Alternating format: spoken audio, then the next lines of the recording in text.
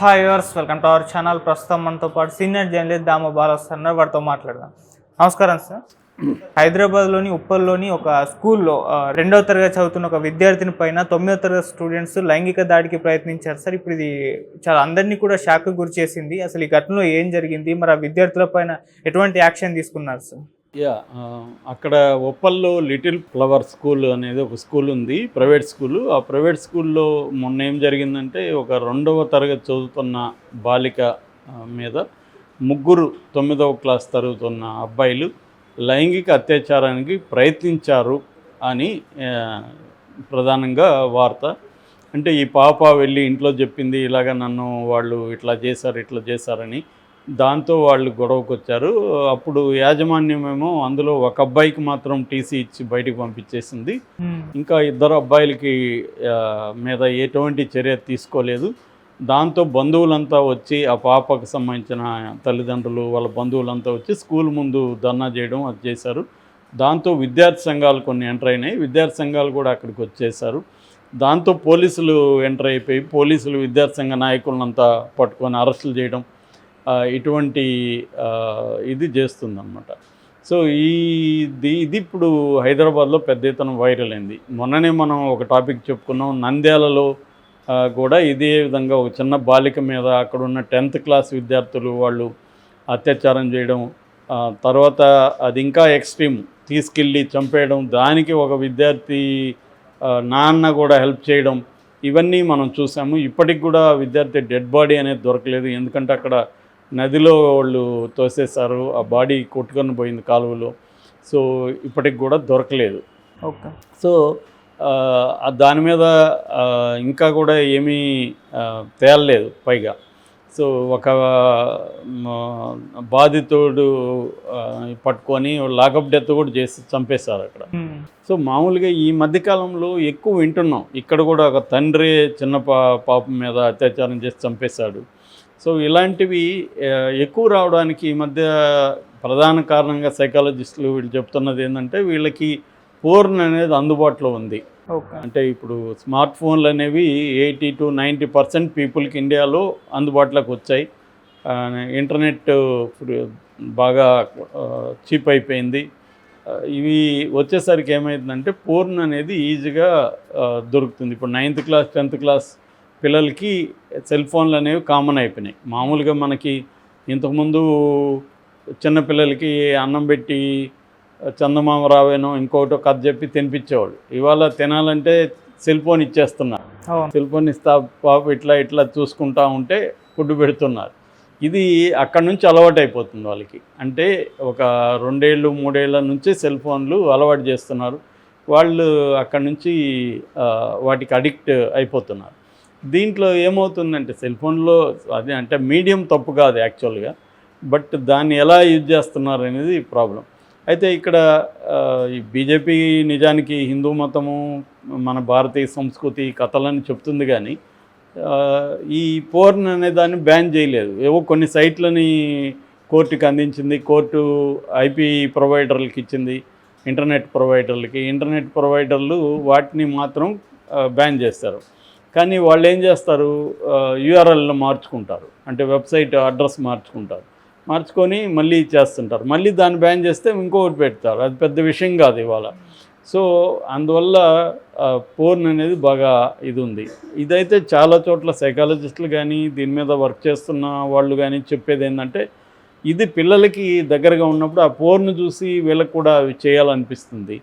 So చేయాలనిపించినప్పుడు అందుబాటులో ఎవరు ఉంటే వాళ్ళ మీద ప్రయోగం చేస్తున్నారు. అన్న మధ్య చెల్లిని అత్యాచారం చేసి చంపిన సంఘటనలు చూస్తున్నాము పిల్లలు ఎక్కువగా. ఎందుకంటే వాళ్ళకి అందుబాటులో ఎవరు ఉంటారు, పక్కన చెల్లెలు కావచ్చు, లేకపోతే స్కూల్లో అయితే ఇట్లాంటి పిల్లలు కావచ్చు. వీళ్ళైతే ఏంటంటే, చిన్నపిల్లలు ఏంటంటే ప్రతిఘటించలేరు. వాళ్ళకి వీళ్ళ ఇంటెన్షన్స్ని అర్థం చేసుకునే పరిస్థితి కూడా ఉండదు. వాళ్ళు వల్నరబుల్గా ఉంటారు. సో వాళ్ళు ఈజీ ప్రే అంటారు, PREY ఈజీ ప్రే అంటే ఈజీగా వాళ్ళని టార్గెట్ చేయొచ్చు. సో అందుకని మనకి ఈ మధ్యకాలంలో ఇటువంటి సంఘటనలు దేశవ్యాప్తంగా జువనైల్ క్రైమ్స్ అనేవి, సెక్సువల్ క్రైమ్స్ బాగా పెరుగుతున్నాయి. హైకోర్టులు కూడా దీని పట్ల అనేక సార్లు ఆందోళన వ్యక్తం చేస్తున్నారు. అంటే తల్లిదండ్రులు మోర్ కాషియస్గా ఉండాలి, తల్లిదండ్రులు మోర్ ఫోకస్డ్గా ఉండాలి అని. సో ఎందుకంటే వాళ్ళు ఏంటంటే వాళ్ళ యావిగేషన్స్లో నుంచి తప్పించుకోవడానికి పిల్లలకి గేమ్స్ ఆడుకోవడానికి ఇంకోటి సెల్ ఫోన్లు ఇచ్చేయడం, లేకపోతే వాళ్ళ ప్రశ్నల్ని వీళ్ళు తట్టుకోలేక నువ్వే సెల్ ఫోన్లో చూసుకో అని చెప్పి ఇచ్చేయడం. లేదు ఒక్కోసారి జనైన్ కాజులో ఇప్పుడు ఏంటంటే ఆన్లైన్ క్లాసులు కూడా కరోనా టైంలో మనకి పెరిగాయి కాబట్టి సెల్ ఫోన్లు అనివార్యంగా పిల్లలకి ఇవ్వాల్సి వచ్చింది. సో అక్కడి నుంచి ఇప్పటికి కూడా స్కూల్స్ కొన్నిసార్లు ఏదో కారణాలతో లీవ్ ఇస్తే ఆన్లైన్ క్లాసులు పెడుతున్నారు. ట్యూషన్లు కూడా ఈ మధ్య ఆన్లైన్ క్లాసులు వెళ్ళిపోయినాయి.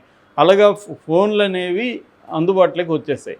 ఇప్పుడు మనకి కొంతవరకు ఐఫోన్లు కొంత సేఫ్టీ, కానీ ఆండ్రాయిడ్ ఫోన్లు ఏంటంటే మనం ఎన్ని రకాల సెట్టింగ్లు పెట్టినా ఏదో ఒక పోర్న్ అడ్వర్టైజ్మెంట్ ఇంకోటి యాడ్లు వచ్చేస్తూ ఉంటాయి. అవును. దాన్ని చేయడం మామూలు వాళ్ళకి కొంత ఎక్స్పర్టైజ్ ఉంటే తప్ప దాన్ని ఆపలేరు. సో ఎందుకంటే వాళ్ళు ఇవన్నిటిని దాటి యాడ్లు మనకు కనబడే విధంగా వాళ్ళు ప్లాన్ చేస్తారు. ఓకే. సో దీనివల్ల పిల్లలకి అనివార్యంగా మామూలుగానే క్యూరియాసిటీ ఉంటుంది పిల్లలకి మన బాడీ పట్ల వీళ్ళకి. రెండోది మనకి సెక్స్ ఎడ్యుకేషన్ అనేది బాగా తక్కువ. స్కూళ్ళల్లో కూడా సెక్స్ ఎడ్యుకేషన్ చెప్పడం, పిల్లలు కూడా సెక్సువల్గా ఏదన్నా అడిగితే చెప్పడం, ఇవన్నీ లేవు అనమాట. ఓకే. సో చిన్నపిల్లలకి చుట్టూ ఇటువంటి వాతావరణం ఉంది. ఓటీటీలో కూడా ఇలాంటిది ఉంది. సో అన్ని చోట్ల ఇలాంటి వాతావరణం ఉన్నప్పుడు వాళ్ళకి క్యూరియాసిటీ ఉంటుంది. ఇది నేరమా, ఇది కరెక్ట్ కాదు అనేది ఆ వయసులో తెలిసే అవకాశం లేదు. అందువల్లనే చిన్నపిల్లలు లైంగికంగా అత్యాచారానికి గురవుతున్నారు. గురయ్యే వాళ్ళు చేసేవాళ్ళు కూడా వీళ్ళే. మామూలుగానే ఇండియాలో రేపుల మీద జరిగిన డేటా కానీ చూస్తే 97% అత్యాచారాలు అనేవి, లైంగిక అత్యాచారాలు తెలిసిన వాళ్ళే చేస్తుంటారు. ఓకే. కంప్లీట్గా కొత్త వాళ్ళు చేసేది 3-4%. మిగతా తెలిసిన వాళ్ళే, అంటే అంకుల్స్ కావచ్చు, చిన్నాన్నలు కావచ్చు, పక్కింటోళ్ళు కావచ్చు, ఎదురింటోళ్ళు కావచ్చు, ఇలాగా తెలిసిన వ్యక్తులే 96-97% అత్యాచారాలు కావచ్చు, లేదా రేపు కావచ్చు చేస్తున్నారు. సో ఇది గ్రౌండ్ రియాలిటీ అన్నమాట. సో అందుకని ప్రధానంగా తల్లిదండ్రులు ప్రధాన బాధ్యత తీసుకోవాలి దీనికి.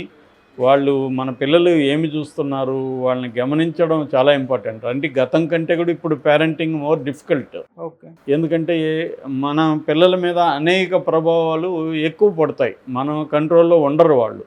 స్కూల్లో వాళ్ళు ఉంటారు, పక్కన పిల్లలు వాడు చూపిస్తాడు, ఒరే రాత్రి ఒక బిట్టు చూసే భలే ఉంది చూడరా అంటాడు, వాడు ఫార్వర్డ్ చేస్తాడు.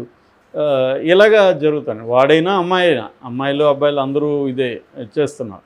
కాబట్టి ఈ క్రమంలో ఇంతకుముందు అంటే అందుబాటులో తక్కువ ఉండేవి. మా చిన్నతనంలో మేము కూడా 8th క్లాస్ 9th క్లాస్లోనే పోర్ను చిన్న బుక్కులు పత్రికల్లో వచ్చేవి. అవి దొరకాలంటే చాలా కష్టం ఉండేది. ఇవాళ ఈజీగా ఉంది. ఈ అందుబాటులో ఉండడం వల్ల ఇదైంది. రెండవది, ఇంతకుముందు అంత పేరెంటల్ రెస్ట్రిక్షన్స్ తగ్గిపోయినాయి. ఇప్పుడు పిల్లల్ని కొట్టకూడదని స్కూళ్ళల్లో ఈ డెమోక్రసీ పేరుతో కంట్రోల్ అనేది కంప్లీట్గా పోయింది. కంట్రోల్ చేయకూడదు, పిల్లల్ని ఫ్రీడమ్ ఇవ్వాలి, ఇవన్నీ కూడా బాగా స్ప్రెడ్ అయినాయి. దీనివల్ల కూడా పిల్లలకి ఇవ్వకుండా ఉన్నారు. పిల్లలకి ఫ్రీడమ్ ఇవ్వాలి కరెక్టే, కానీ వాళ్ళ మీద నిఘా కూడా ఉంచాలి. వాళ్ళు ఏం చేస్తున్నారు ఏంటి వాళ్ళని అబ్జర్వ్ చేయాలి. ఇది చేయకపోతే ఏమవుతుందంటే ఖచ్చితంగా ఇది డేంజర్ అవుతుంది. సో ఇప్పుడు వాళ్ళ కెరియర్లో కూడా పాడవుతాయి. ఆ ముగ్గురు పిల్లలు కూడా, ఈ అమ్మాయిని అటెంప్ట్ చేసిన ముగ్గురు పిల్లలు కూడా వాళ్ళని నేరస్తుల్లాగా చూడడం కూడా కరెక్ట్ కాదు. ఒక రకంగా వాళ్ళని కూడా విక్టిమ్స్ లాగా చూడాలి, వాళ్ళకి కౌన్సిలింగ్ ఇవ్వాలి, రిహాబిలిటేషన్ సెంటర్కి పంపించాలి.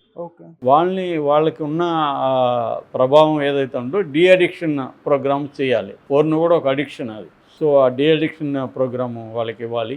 సో ఇది మేజర్ సమస్య. ఇదంతా ఈజీగా సాల్వ్ అయ్యే పరిస్థితి అయితే లేదు. ఇట్లాంటివి రాబోయే కాలంలో ఇంకా పెరుగుతుంది.